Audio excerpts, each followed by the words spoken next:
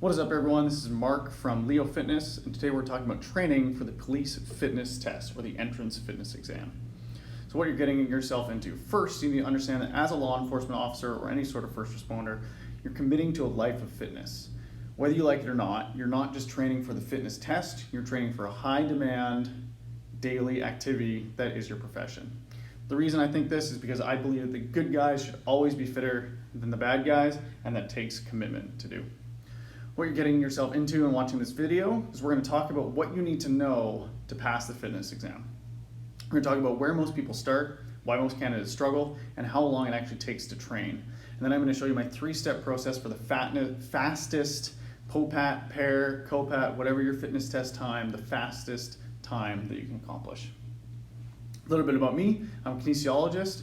I'm the creator of the POPAT and the PAIR Ready training programs. I've been a law enforcement fitness trainer for a number of years, primarily preparing candidates for their physical entrance exam. I have a traditional martial arts background. If you want to know more, you can find me at leofitness.ca or find me on the socials at Mark Murdoch.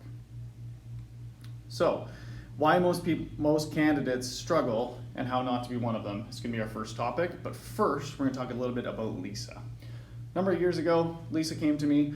38-year-old female. She'd always been pretty fit, runs every week, 5 to 10 kilometer increments or distances. She works out 45 times a week, mix of strength and conditioning training. She had an injured right shoulder, and she was working a full-time career at a civilian position at her local detachment. She's a mother of 2. She's got a lot going on in her life, and she came to me after she failed the POPAT. She did a practice test. The POPAT is the Police Officer Physical Abilities Test for many municipalities in British Columbia, Canada, as well as quite a bit of the West Coast. Her number one struggling point was cardio, and by the time she got to the push-pull machine, or the power training machine, she just couldn't handle it because she was totally gassed. She came to me with a failing time. She wasn't even able to complete the test, which needs to be done under 4 minutes and 15 seconds, but after about 8 weeks of training, she went from a failing time to a time of 3 minutes and 31 seconds. She came to me discouraged, but she ended with an impressive and competitive POPAT time. So, training with me, what did that look like? Well, fairly straightforward. We did a mix of well-rounded strength and conditioning sessions. We focused on functional movements, and we took out the mindless moderate intensity cardio and then got rid of useless exercise that weren't helping her. She followed a plan, she trained consistently, and she stopped wasting time on exercises that weren't benefiting her. As the saying goes, those who fail to prepare are preparing to fail. So that you need to keep in mind when you're starting to train for the fitness test. So most candidates they come to me, they're humbled by a practice test. They go take a practice test of their respective physical abilities test, and it's a lot harder than it looks. Usually they work out occasionally, but they're not following any sort of structured plan, and most often they come to me because they're not sure where to start. Most candidates struggle not because they lack the skill, not because they have a lack of determination, and not because they're too small or because they're overweight. Instead, most candidates struggle because they're not following a plan, they don't know where they're starting from, and they don't understand how to build a training program. Your job as someone training to be a law enforcement officer or a first responder of any sort is to focus on your duties on the job. It's not to focus on how to build a fitness training program. That's what people like me are for. How long does it take to train? Unfortunately, that's going to depend. It depends where you're starting from, it depends what part of the test is most challenging, and number one, it depends if you have a plan or not. If you don't have a plan, I've seen it take 1 year to 2 years of training, all to no avail, and never passing the POPAT. Generally though, I find it takes people somewhere between 4 weeks to 18 months. It just depends on where they're starting from and whether they struggle with strength or conditioning. Usually people struggling with conditioning is a little bit quicker than people starting with strength, because there's a couple ways to get your conditioning up fairly quickly depending on where you're starting from.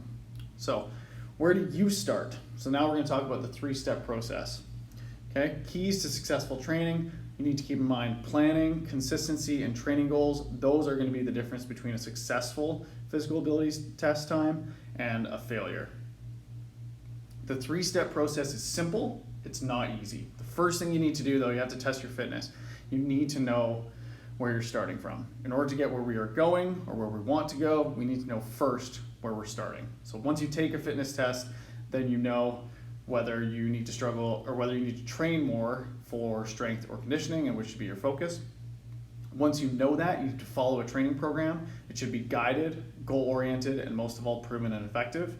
And then step 3 is you're gonna start your dream career. You've passed the police physical test, and then you're on to depot, an academy, etc. So step 1, test your fitness. So I like to say this: don't guess, test. Rather than guessing, like usually, oh, I hate doing cardio, so I struggle with cardio, or hey, I'm not very strong, so I struggle with strength. It's much more objective to take a fitness test. This is the fitness test that I use with my candidates and the fitness standards. So if you want to have a PDF of this, just head over to leofitness.ca/fitness test, as you can see on the screen.